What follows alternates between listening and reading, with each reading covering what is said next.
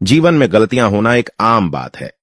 किसी ने सही कहा है, गलतियां जीवन का सबसे बड़ा शिक्षक होती हैं। लेकिन अक्सर हम इन गलतियों से घबराते हैं और उन्हें सुधारने का सही तरीका नहीं जानते। आज की कहानी आपको यह सिखाएगी कि कैसे अपनी गलतियों से सीखकर जीवन में आगे बढ़ सकते हैं। दोस्तों, भगवान कभी किसी इंसान को सुख या दुख नहीं देते हैं। इंसान खुद कर्म करके अपने आप को सुख या दुख का भागी बनाता है, और कई बार अनजाने में और बहुत बार स्वार्थवश कुछ इंसान ऐसे कर्म कर देते हैं जिसका पछतावा उन्हें जीवन भर रहता है। लालच और स्वार्थ से भरे हुए कर्म हो सकता है कि आपको थोड़ी देर के लिए फायदा पहुंचाए, लाभ पहुंचाए, आनंद प्रदान करें, लेकिन ऐसे कर्म करने के बाद आपका मन बोझिल होने लगता है। दूसरों को दुख देकर, दूसरों को दुखी करके उनसे लाभ हासिल करना आपके जीवन को सुखी नहीं बना सकता। सुखी रहने के लिए यह जरूरी है कि हम दूसरों को भी सुख पहुंचाएं, क्योंकि जिस प्रकार के कर्म हम करते हैं वही कर्म लौटकर वापस हमारे जिंदगी में आते हैं। सभी शिष्य अपने गुरु के इस उपदेश को बड़े ध्यानपूर्वक सुन रहे थे। एक शिष्य ने यह उपदेश सुनने के बाद अपने गुरु से सवाल किया कि गुरुदेव, हमारे आश्रम में बहुत सारे मच्छर हैं।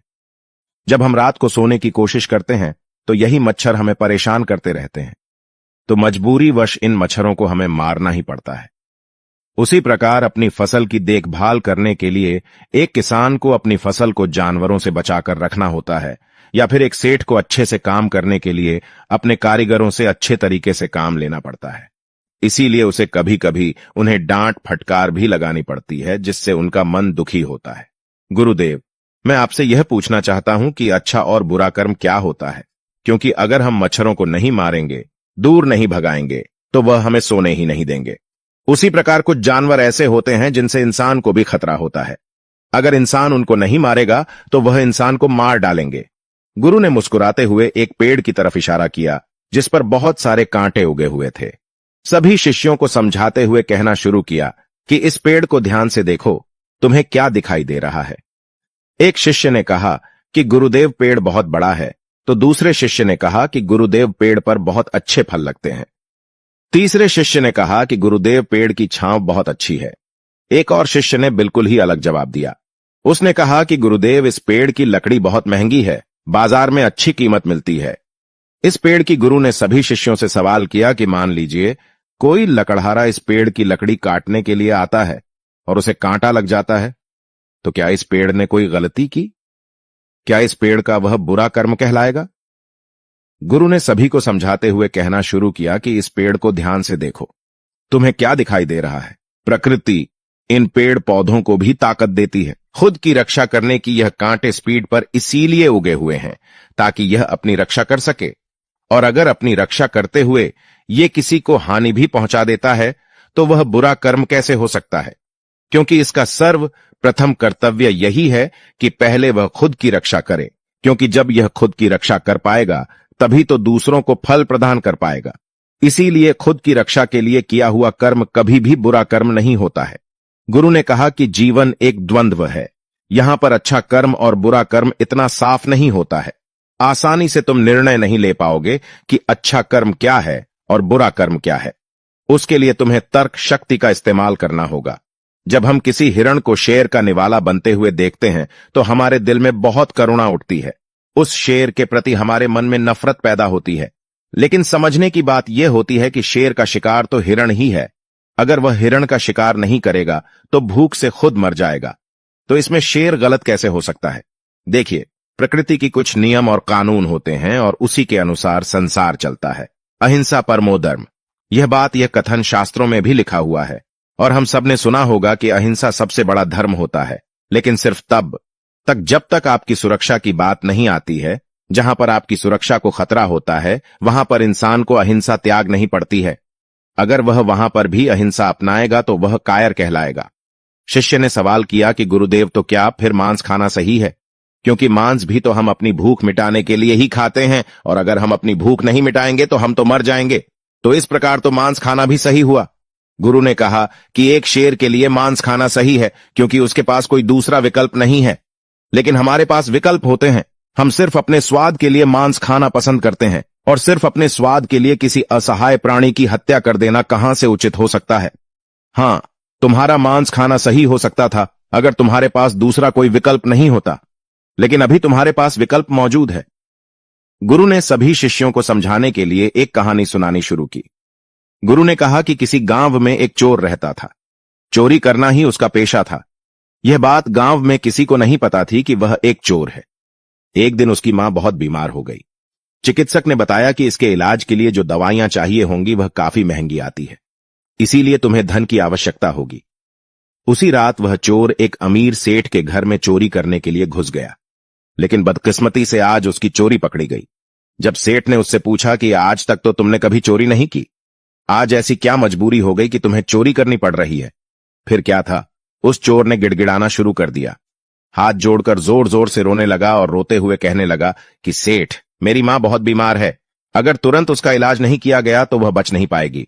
सेठ ने जाकर उसकी मां का हाल जाना और उसे यकीन हो गया कि यह चोरी अपनी मां को बचाने के लिए ही कर रहा था, इसीलिए उसने उस चोर को माफ कर दिया।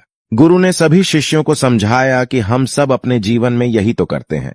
गलत कर्म हम हमेशा करते रहते हैं, लेकिन जिस दिन हमारा गलत कर्म पकड़ा जाता है तो हमारे पास कोई ना कोई बहाना तैयार होता है कि इस मजबूरी में मुझे यह कर्म करना पड़ रहा है। जिस प्रकार तुमने मच्छरों को मारने की बात कही है, तुम दूसरा विकल्प भी चुन सकते थे। तुम सोते वक्त कोई मच्छरदानी प्रयोग कर सकते थे, जिससे तुम मच्छरों से बचे भी रह सकते थे और तुम्हें मच्छरों की हत्या भी नहीं करनी पड़ती। अगर सही तरीके से बुद्धि का प्रयोग किया जाए तो तुम्हें कभी गलत कर्म करने ही नहीं पड़ेंगे।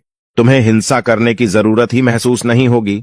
शेर एक जानवर होता है, उसके पास बुद्धि बल नहीं होता और न ही उसके पास संसाधन होते हैं, इसीलिए उसकी मजबूरी हो जाती है हिरण को मारकर खाना। लेकिन हम इंसानों के पास बुद्धि बल भी होता है और संसाधन भी होते हैं, और उसके बावजूद अगर हम गलत कर्म करते हैं तो उसके लिए कोई तर्क, कोई बहाना उस गलत कर्म को अच्छे कर्म में बदल नहीं सकता है।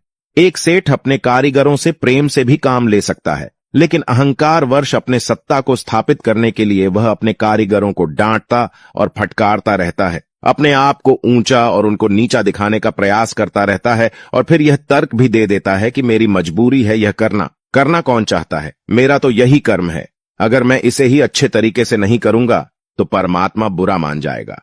गुरु ने सभी शिष्यों को समझाया कि कभी भी अपनी गलत कर्म को सही साबित करने का प्रयास मत करो। यह अहंकार का रूप होता है। आपका अहंकार जो होता है वही गलत कर्म को सही साबित करना चाहता है। वह सोचता है कि मैं गलत कैसे हो सकता हूं, और यहीं पर आप अपने अहंकार को बढ़ावा देते चले जाते हैं। अगर कोई गलती हुई है तो उसे स्वीकार करो। जब तुम किसी गलती को अपने मन से स्वीकार कर लेते हो तो वह गलती भविष्य में दोहराई नहीं जाती है। एक शिष्य ने गुरु से सवाल किया कि गुरुदेव, अगर किसी से अतीत में गलत कर्म हुए हैं, गलतियां हुई हैं, तो उन गलतियों को कैसे ठीक किया जा सकता है? कृपया इस पर प्रकाश डालें। गुरु ने कहा कि सबसे पहले तो ऐसे इंसान जो खुद की गलतियों को स्वीकार कर लेते हैं वह बहादुर होते हैं, क्योंकि हर एक इंसान अपनी गलती को स्वीकार नहीं कर पाता। और अगली बात समझने की यह होती है कि इंसान गलतियों का पुतला ही होता है। अगर इंसान गलती नहीं करेगा तो उसका विकास कैसे होगा? गलतियां कर करके ही इंसान गलतियों से पार हो जाता है। अगर एक बार कोई गलती हो गई है तो वह माफ की जा सकती है, लेकिन बार बार कोई गलती कर रहा है तो वह आदमी मूर्ख होता है। ऐसा इंसान बेहोशी में अपना जीवन जी रहा है और उसका विनाश निश्चित है। गलतियां करो, लेकिन हर बार नई गलती करो। पुरानी गलती को मत दोहराओ, उसी से तुम्हारा विकास हो सकता है। गलतियों से जीवन में अनुभव जुड़ते जाते हैं, और जितना अनुभवी एक इंसान होता जाता है उसकी बुद्धि उतनी ही तेज होती जाती है। अतीत की गलतियों का बोझ अपने दिल पर मनुष्य को नहीं रखना चाहिए, इससे उसका दिल बोझिल हो जाता है और वह पूरी उमंग और उत्साह के साथ कोई भी काम नहीं कर पाता। जब भी वह कोई नया काम शुरू करने की कोशिश करेगा तो वही गलतियां उसके सामने आकर फिर से खडेढ़ी हो जाएंगी और वह कोई भी नया काम शुरू नहीं कर पाएगा। और अगर वह कोई नया काम शुरू नहीं करेगा तो उससे नई गलतियां नहीं होंगी, और अगर नई गलतियां नहीं होंगी तो उसका विकास कभी नहीं होगा। इसीलिए गलतियों से डरने की जगह उनसे सीख लेना सीखो, और फिर देखो कि तुम्हारा जीवन कैसे चमत्कारिक रूप से बदल जाता है।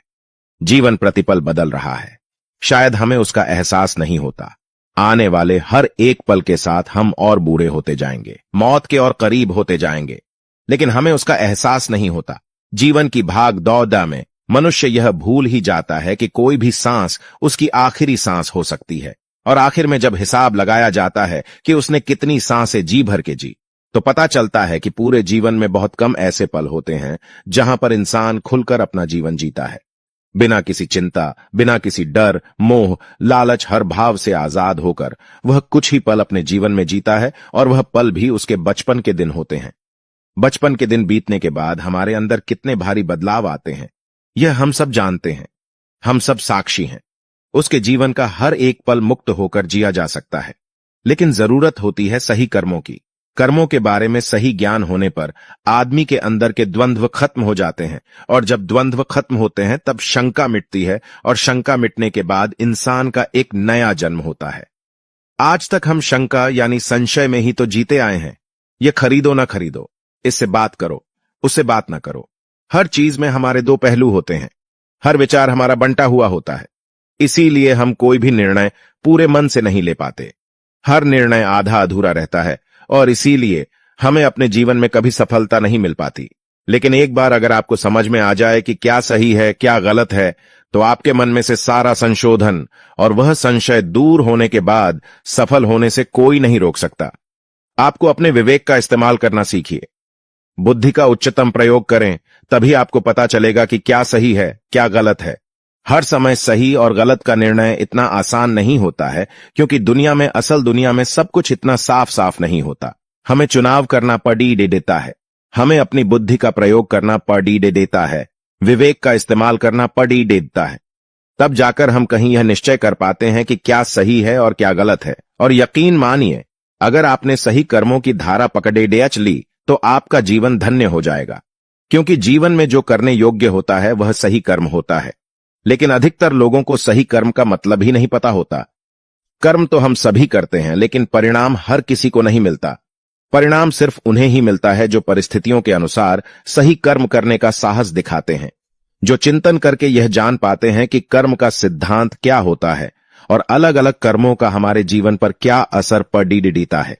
जब इंसान भली भांति अपनी दृष्टि से यह सब देख लेता है, तब उसका कर्मों के बारे में सारा संशय दूर होने लगता है। तो दोस्तों, आपने आज की इस कहानी के द्वारा यह जाना कि कर्म हमारे लिए कितना महत्वपूर्ण है और कर्म से हम हमारे जीवन को कितना कुछ बदल सकते हैं। तो मेरा तो यही कहना है आपको कि आप अपने जीवन में कर्म करते रहो, फल अवश्य ही अच्छा मिलेगा। और इसके बारे में आपकी क्या राय है, कमेंट बॉक्स में जरूर बताइए। और ऐसे ही वीडियो के लिए इस चैनल को लाइक, शेयर, सब्सक्राइब करना बिल्कुल मत भूलिए। तो मिलते हैं नेक्स्ट वीडियो में।